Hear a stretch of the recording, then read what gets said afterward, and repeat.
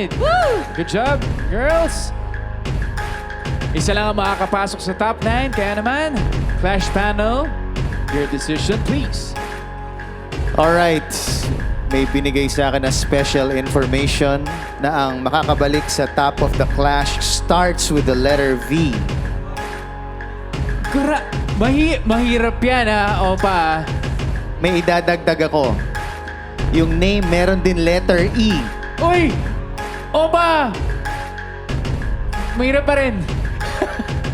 Ang makakabalik sa top of the clash ay si...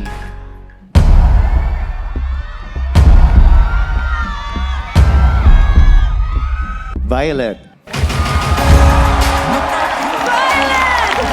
You may now take the last spot in the Clash Team's top 9. Tinig ng pusong may naisip palaganap.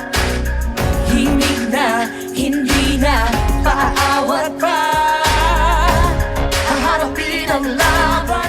Viel, nagpapasalamat kami sa'yo dahil hanggang sa huli nilaban mo. Totoo naman, totoo naman.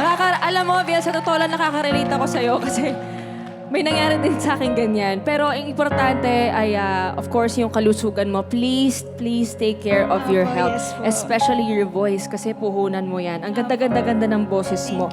At syempre, hindi dito nagtatapos ang journey mo. Dito lang sa The Clash. Marami pa mga opportunities para sa'yo.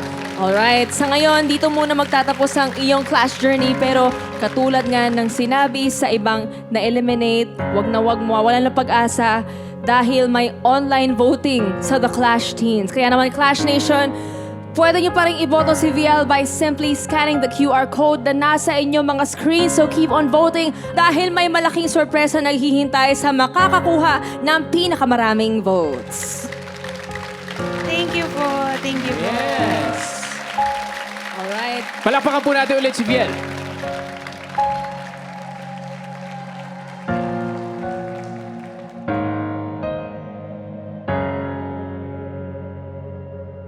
I'm happy pa rin po and blessed kasi nabigyan pa rin po ako ng chance po na makasama po sa top 12 and mas marami pa pong better plan pa po si Lord for me.